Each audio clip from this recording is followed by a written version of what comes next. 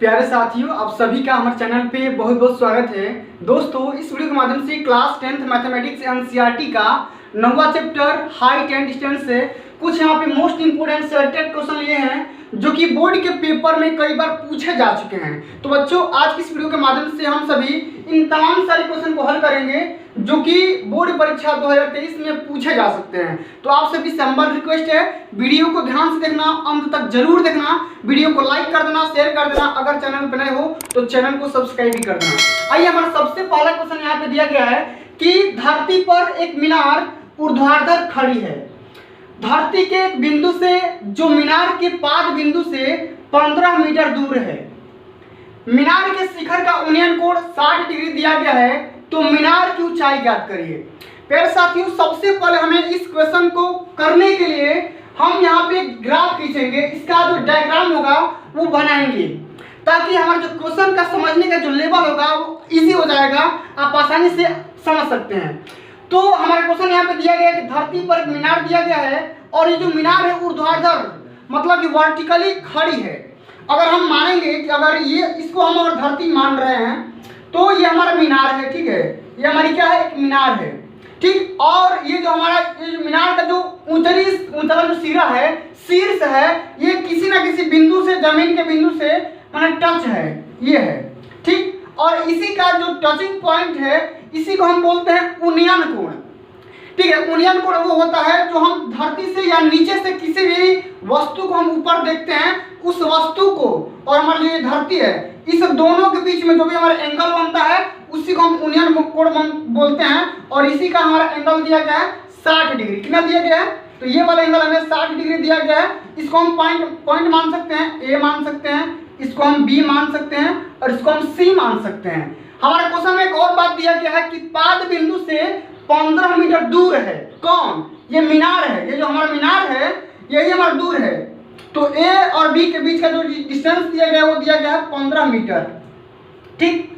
और इसको हम क्या मान सकते हैं? मीनार की ऊंचाई। क्या मानेंगे? मीनार की ऊंचाई मानेंगे, ठीक है। मीनार की हम ऊंचाई मान सकते हैं और मीनार की ऊंचाई को हम कैपिटल एस से डिनोट करेंगे। यहाँ पे इतना बात समझ में आ गया। हमें करना क्या है क्वेश्चन में? हमें इसे मीनार की ऊंचाई कैलकुलेट करनी है। कैसे करेंगे? आइए, सबसे पहले हम यहाँ पे लिखेंगे जो भी हमारा डाटा क्वेश्चन में दिया गया है, हम सबसे पहले उसको यहाँ पे नोट डाउन करते हैं। क्वेश्चन में दिया गया है उन्नयन कोण का मान दिया गया है,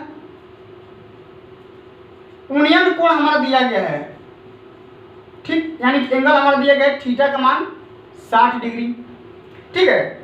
और ये जो हमारे ए बी की जो डिस्टेंस है इसकी हमें वैल्यू दी गई है। ए बी बराबर दिया गया है 15 मीटर, ठीक। हमें करना क्या है? BC की वैल्यू कैलकुलेट करनी है, यानी कि मीनार की ऊंचाई BC बराबर हमें कैलकुलेट करना है, ठीक है।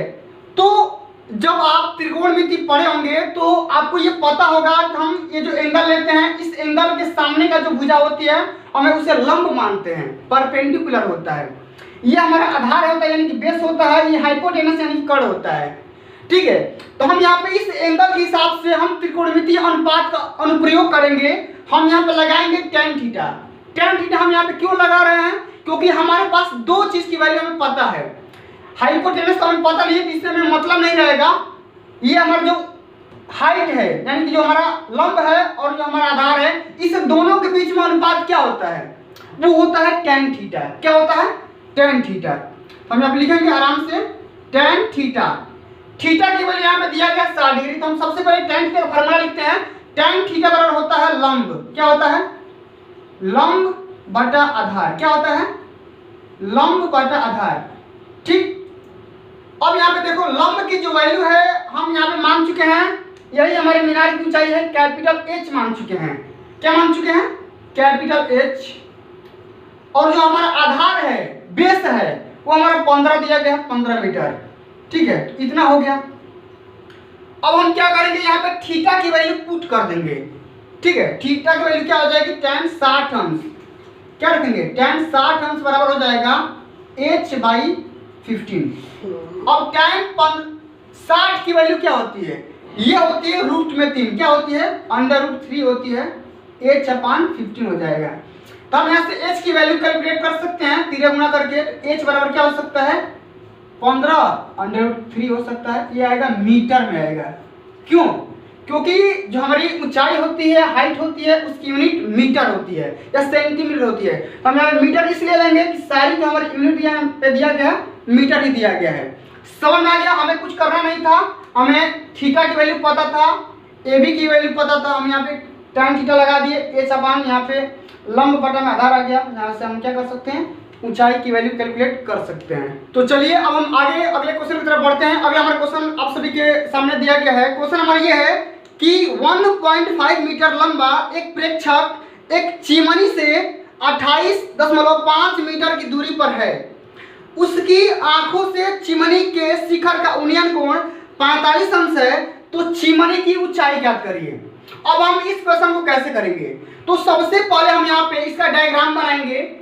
देखिए बच्चों, होता क्या है, अगर आप डायग्राम बनाना सीख गए तो आपका जो हाइट एंड डिस्टेंस का जो सारे के सारे क्वेश्चन होंगे आपको आसान लगना स्टार्ट हो जाएंगे। ठीक है, तो सबसे पहले हम इसका डायग्राम बनाएंगे। हमारा डायग्राम इस प्रकार बनेगा कि जो हमारी चिमनी बनेगी, ठीक है, कुछ चिमनी की ऊंचाई होगी, ठीक है, और यहाँ पे चिमनी की ऊंचाई को हमने मान लिया कि इसी प्रकार की हमारी चिमनी है, ठीक है, और यहाँ पे एक प्रेक्षक है, ठीक, और यहाँ से प्रेक्षक इस चिमनी को देख रहा है, ठीक है। लेकिन बात यहाँ पे ये फंसती है कि 1.5 मीटर प्रेक्षक, इतना मीटर लंबा है प्रेक्षक, जो भी हमारा मशीन होगा ये इतनी मीटर लंबी है, तो इस मशीन को हम मान सकते हैं 1.5 मीटर, ठीक है। हम यहाँ मान सकते हैं, इसको हम ए मान सकते हैं, ठीक है, इसको हम बी मान सकते हैं, इसको हम सी मान सकते हैं, ये हमारा डी हो गया और ये हमारा ये ई हो गया, ठीक है। इतना तो हमें चीजें दे रखी है। ये हमारा प्रेक्षक की जो ऊंचाई है हमें दे रखा है 1.5 मीटर। तो क्वेश्चन में यही दिया गया है कि 1.5 मीटर लंबा एक प्रेक्षक, तो 1.5 मीटर लंबा, अगर ये डिस्टेंस 1.5 मीटर है तो ये भी कितना होगा, 1.5 मीटर होगा। एक बात और आप सभी को मैं बताना चाहूंगा कि जो डिस्टेंस डी होगी वही डिस्टेंस सी बी भी होगी। इतना बात आप सभी क्लियर कट समझना पड़ेगा, ठीक है। अब यहाँ पे जो हमारा एंगल दिया गया है वो एंगल दिया गया है कितना, ये हमारा एंगल दिया गया है, उन्नयन कोण हमारा दिया गया है 45 अंश। आप सभी लोग देख पा रहे हो यहाँ पे जो क्वेश्चन लिखा गया है, ठीक है, इतना बात। अब यहाँ पे हमें एक और चीज दे रखी है कि चिमनी से जो दूरी है, जो डिस्टेंस है, वो हमारा कितना दे रखा है, वो हमारा दे रखा है 28.5 मीटर, यानी कि जो डी की लंबाई है वो कितना दे रखा है, 28.5 मीटर। ये जो हमारा प्रेक्षक है, प्रेक्षक से जो चिमनी का जो डिस्टेंस है 28.5 मीटर दे रखा है। और हमें क्या करना है, हमें करना है कि चिमनी की ऊंचाई ज्ञात करना है। ये सेम टू सेम वही वाला क्वेश्चन है, थोड़ा सा इसमें चेंज किया गया है, ठीक है। सेम टू सेम हमारा वही वाला क्वेश्चन है। हम मान लेंगे चिमनी की ऊंचाई हमारा h है, हम h यहाँ से फाइंड आउट करेंगे, ठीक है।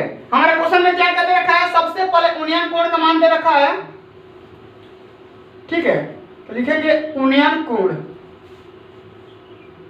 ठीक है। एंगल हमारा जो थीटा है वो दे रखा है 45 अंश, ठीक है। जो बीसी की जो लंबाई है, बीसी बराबर दे रखा है 28.5 मीटर। एक बात और, जो बीसी की जो लंबाई होगी वही होगी डी ई की लंबाई, ठीक, इतना बात समझ में आ गया। एक बात और, हमारा जो डीसी है, डीसी के बराबर में ईबी है, ठीक है, तो आप ये बोल सकते हैं सीडी बराबर बीई। इसका भी वैल्यू हमें दे रखा है, यह हमें दे रखा है 1.5 मीटर, ठीक। हमें करना क्या है, एच की वैल्यू बताना है, एच, इस एच की, ये जो हमारी चिमनी है इसी की हाइट बताना है। तो हम क्या करेंगे, यहाँ से सबसे पहले हम ये करेंगे कि यहाँ से हम एंगल लगाएंगे। क्या करेंगे, हम यहाँ से एंगल लगाएंगे, ठीक है। तो हम यहाँ पे ये सोचेंगे कि अगर हम यहाँ से एंगल लगा लेते हैं tan थीटा, क्या करेंगे, tan थीटा, ठीक है।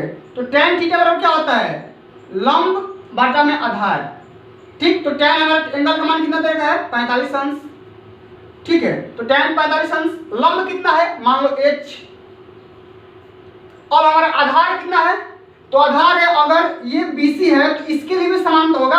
हम त्रिभुज लेंगे AED में, तो हमारा ये जो डिस्टेंस होगा 28.5 हो जाएगा, ठीक है। तो 28.5 यानी कि 28.5 हो जाएगा। तो हम यहाँ पे बटे में 1 कर सकते हैं। तो tan 45 का मान क्या होता है? 1 होता है। 1 बराबर एच और बटे में 28.5, यानी कि एच की जो वैल्यू आएगी बच्चा वो 28.5 मीटर आ जाएगी।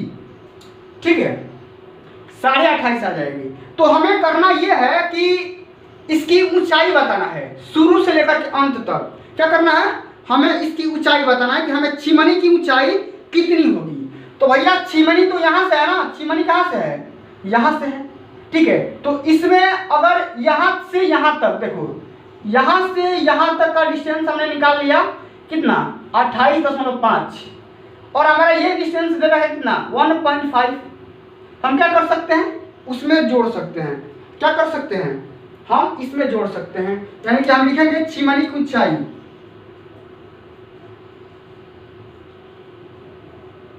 चिमनी की जो ऊंचाई होगी वो क्या हो जाएगी?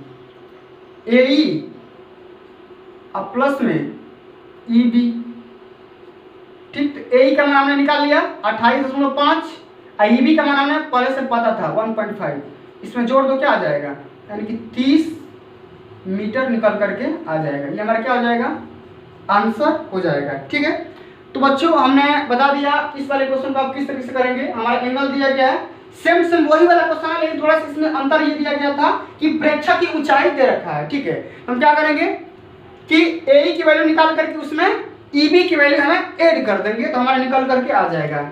ठीक है, तो प्यारे साथियों आज के लिए बस इतना ही। अगर ये वीडियो आप सभी को अच्छा लगा होगा, हेल्पफुल लगा होगा, तो वीडियो को लाइक कर देना, शेयर कर देना। अगर चैनल पे पहली बार विजिट किए हैं तो चैनल को सब्सक्राइब कर देना। मिलते हैं अगली वीडियो में, तब तक के लिए जय हिंद, जय भारत, वंदे मातरम।